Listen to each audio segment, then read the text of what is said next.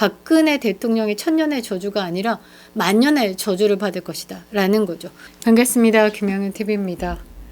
대선까지 며칠 남았다고 지금 이런 모습을 국민들에게 보여주는지 정말 답답합니다. 중도가 등을 돌리고 있죠.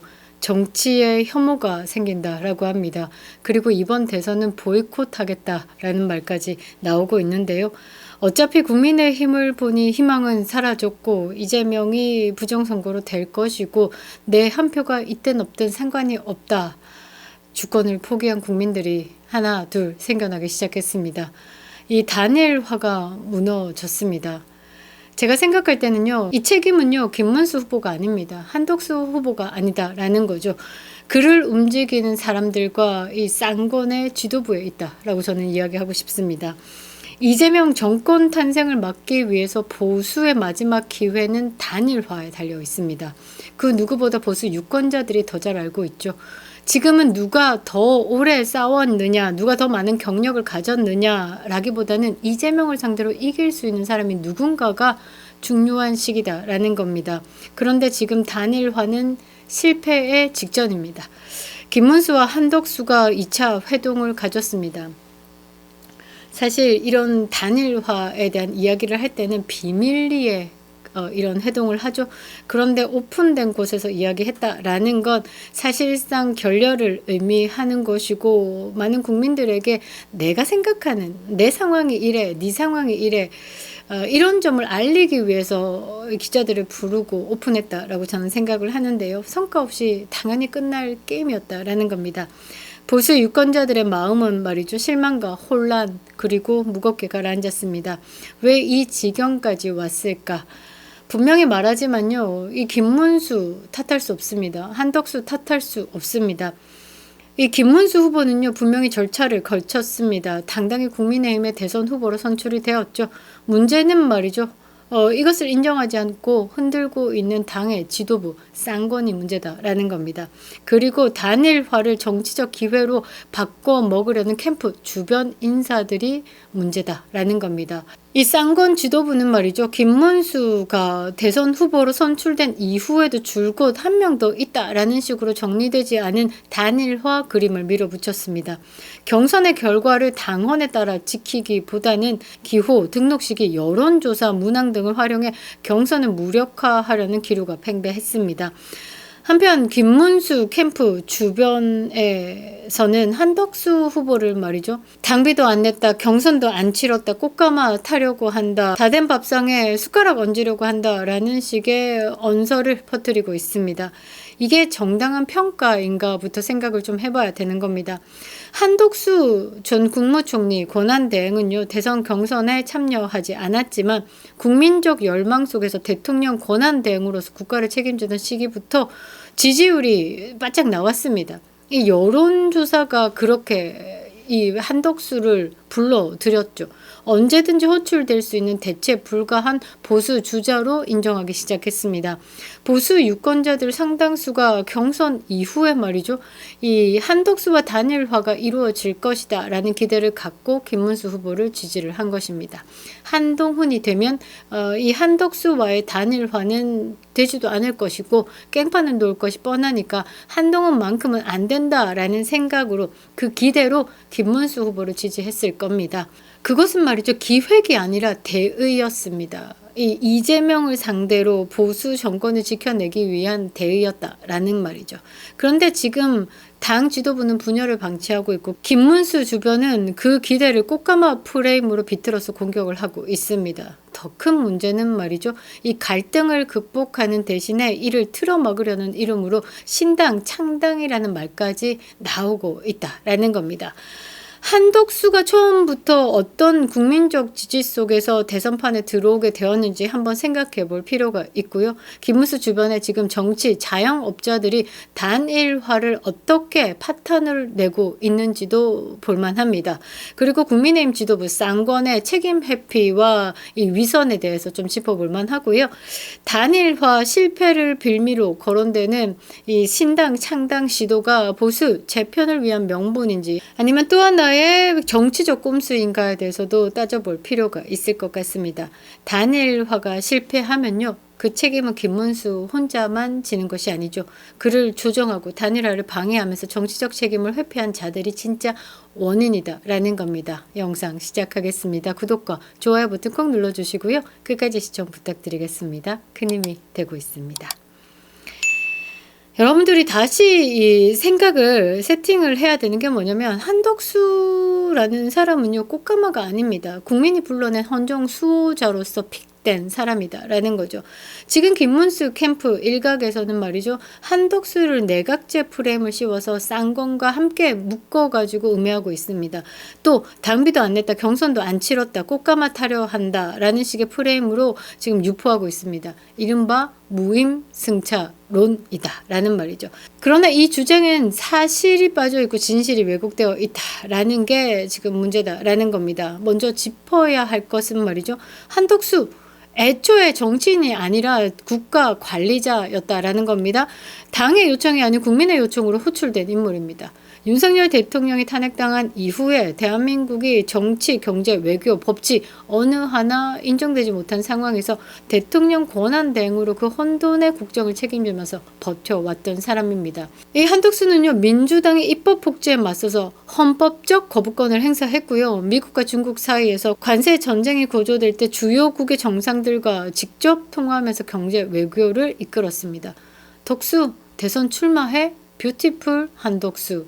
트럼프가 한덕수에 대해서 과감한 평가를 했었죠. 또 외신 인터뷰를 통해서 대한민국의 이 상황, 불안정한 상황에 이 국제사회의 우려를 잠재운 장본인이기도 합니다. 이런 사람이 대선판에 등장했을 때 수많은 보수 유권자들은 이런 이야기를 했죠. 경선이 끝나면 한덕수와의 단일화하는 그림이 맞다. 정치적 계산이 아니라 대의와 헌정 수호의 대표성을 가져야 한다라고 말이죠. 한덕수가 꽃가마를 타고 나타난 거 아닙니다. 국민의 힘에 의해서, 국민의 손에 의해서 초대받은 후보였다라는 거죠. 이 지금 한덕수의 지지율이 김문수의 지지율보다 높습니다. 아마 다음 주는 더 높을 겁니다. 지금 이게 보면요, 대통령의 권한 대행으로서 신뢰가 기반되어 있다라고 평가할 수 있고요. 그리고 윤석열 대통령을 이어서 이 윤 정부가 마무리 짓지 못한 부분을 스무스하게 정리하고 정권 재창출, 다음 정권에 넘겨주기 위한 중간에 가장 중요한 역할을 할 것이다라는 신뢰 기반이기 때문이다라고 보는데요. 그렇다면 보수의 본질이 무엇인가에 대한 질문을 한번 던져보겠습니다. 합리성과 국가 책임, 그리고 절차의 준엄함이죠. 지금 김문수 캠프 일부가 퍼뜨리고 있는 꽃가마론, 이거 보수의 근간을 부정하는 것과 다름이 없습니다. 정치는 유치한 언어 아니죠. 결과로 말을 해야 되는 겁니다. 누가 보수의 승리를 이끌 수 있는가, 국민은 그걸 보고 있는 것이죠. 단일화를 막는 진짜 세력은 말이죠, 후보들이 아닙니다. 그를 움직이는 사람들이 있다라는 것이죠. 만약 국민들이 그 뒷배경을 알기 때문에 이렇게 또 분열을 하고 있는 거다라고 저는 생각을 하는데요. 김문수 후보가 절차적 정당성을 지닌 후보라는 점은 변하지 않습니다. 하지만 지금 단일화를 가로막고 있는 건 김문수 개인의 입장이라기보다는 그를 둘러싼 캠프 내부의 인물들이다라고 저는 평하고 싶습니다. 바로 그들이 단일화를 보수의 승리 도구가 아닌 자신들의 정치적 생존과 중앙정치 복귀의 발판으로 여긴다라는 점이 가장 큰 문제가 아닐까라고 생각을 합니다. 지금 김문수 캠프를 보면요, 사상 유례 없는 보수 진영의 파벌 정치의 전시장이 되어 있습니다. 한때 세를 잇고 밀려났던 정치 자영업자들, 그리고 과거에 중앙정치에 발을 들였지만 이렇다 할 실적 없이 재미 보지 못하고 사라졌던 인물들, 이런 사람들이 지금 김문수 후보의 이름을 빌려가지고 자기 자리를 노리고 있다라고 저는 평가하고 싶습니다. 단일화를 하면 자리가 줄어든다, 캠프가 해체된다, 선대위가 재편된다. 그래서 그들이 단일화를 막고 있는 것이 아닌가라고 보는데요. 그 속내는 한덕수가 싫다가 아니라 우리 자리를 뺏길 수 있다라는 치졸한 탐욕이 깔려 있다라는 겁니다. 김문수 후보를 앞세워서 마치 대의를 말하듯 하지만 실제 그 입에서 나오는 말은 기호 2번은 우리가 가져야 된다. 여론조사는 불공정하다. 한덕수는 무소속이다. 소탐되실 논리일 뿐입니다. 단일화는 누가 옳으냐 그르냐의 문제가 아닙니다. 지금 이기는 방법을 놓고 누가 이길 수 있느냐에 대해서 고민을 할 시점이다라는 거죠. 한덕수 대통령 권한대행, 그러니까 국무총리의 대선 출마에 대해서 주장해왔던 박수영 국민의힘 의원이 말이죠. 지금 김문수 캠프에 들어가 있죠. 그분이 이런 말을 했습니다. 절규를 했네요. 이 사태의 본질을 정확히 짚었습니다. 목이 쉴 정도로 말을 해도 안 된다. 기도뿐이다. 이 소통이 막혔다라는 것을 이제 본인의 페이스북에 글을 남겼는데요. 국민은 후보의 말보다 캠프의 행동을 먼저 봅니다. 그를 움직이는 사람들이 신뢰를 잃는 순간 후보의 말도 진심도 받아들여지지 않는다라는 겁니다. 장동혁 의원도 말이죠. 11일까지 본인의 역할이 있을 것이다. 그 후에는 내 역할은 사라질 것이다. 라고 이야기를 했습니다. 박수영 의원과 함께 같은 뉘앙스라고 저는 해석을 하고 있는데요. 지금 문제가 많습니다. 어느 정도냐라고 하면 이 쌍권 체제 위선에 대해서 국민들이 등을 돌렸고요. 하다 이제 제3지대 창단론까지 나오기 시작했습니다. 이 꼬라지 지난번 박근혜 대통령 탄핵 이후에 보수의 분열로 문죄인이가 대통령에 당선될 때 그때의 데자뷰인데요. 단일화 파행 사태에서 가장 심각한 문제다라고 저는 생각을 합니다. 이 쌍권이 조율자가 아니죠. 조율자가 아닙니다. 이 김문수 후보가 선출된 이후에 권선동 권영세가 공식 후보로서 권위를 정립해 주기는커녕 후보가 하나 더 있다라는 식의 메시지를 계속 유포하면서 단일화 혼란을 방치했습니다. 일단 그렇습니다. 이 권선동과 권영세의 비호감을 잘 이용한 게 김문수 캠프의 일부의 인사들이다라는 겁니다. 한덕수 전 권한대행이 권선동과 권영세의 지도부의 흐름과 나와는 완벽히 다르다라고 정확히 선을 그었죠. 아마 저는 그 지도부와 소통의 채널도 없는 것으로 저는 알고 있습니다. 그러니까 한덕수는 한덕수만의 움직임입니다. 그런데 이 김문수 캠프에서 한덕수를 거기에 보태서 권선동, 권영세의 비호감을 넣어서 이 무임승차론을 자꾸 펼쳐내고 있는 거죠. 여기 하나 더해서 내각제 세력이다 라면서 김무성까지 얹었다라는 겁니다. 이 부분은 굉장히 잘못됐습니다. 보수의 분열, 신사답게 해야죠. 그런데 이것은 굉장히 치졸한 방법이다라고 저는 생각을 하는데요. 이 쌍권의 문제가 가장 크다라고 생각합니다. 그래서 제가 지도부부터 사퇴를 해야 된다라고 말씀을 드렸죠. 윤석열 대통령 탄핵 위기에 몰렸을 때는 입처 닫고 있던 권선동이가 김문수를 향해 가지고요 단식을 하고 있습니다. 대통합의 결단을 촉구하면서 김무성과 함께 단식을 하고 있습니다. 진짜 국민의 목소리를 듣지 않고 있다라는 게 이게 여기서 좀 확연하게 드러나고 있는 것 같은데요. 보수 유권자들은 이런 진정성 없는 이중 잣대에 대해서 혀를 내두르고 있습니다. 그리고 이 권선동의 단식은요, 희생이 아니라 면피용 다이어트 쇼로밖에 보이지 않습니다. 그래서 냉소가 나오는 이유죠. 더 심각한 건 말이죠. 단일화 실패 이후를 대비한 제3지대 창당 시나리오가 나오고 있다라는 겁니다. 윤상현 의원이 8일에 의원총회에서 다음과 같은 제안을 했습니다. 국회의원 20명 이상 탈당을 해가지고 제3지대에서 한덕수 전 총리를 추대하자. 기호 3번으로 나와서 국민의힘 기호 2번 후보와 대선 직전 단일화하면 서로 윈윈할 수 있다. 사실 이 부분에 대해서 비현실적인 건 아닙니다. 이 국민의힘에서 지금 김문수 후보가 가처분 신청까지 내가면서 기호 2번에 내가 잡겠다라고 하고 있는 상황에서 한덕수 후보와 이 김문수 후보가 붙었을 때 한덕수가 승을 한다라고 하면 이 2번을 되찾지 못합니다. 그래서 한덕수 후보는 9번을 달든 18번을 달든 17번을 달든 저 뒷번으로 간다라는 거죠. 이 내용이 뭐냐? 이재명에게 대선을 헌납하겠다라는 겁니다. 대통령을 주겠다라는 것과 똑같습니다. 그래서 말이죠.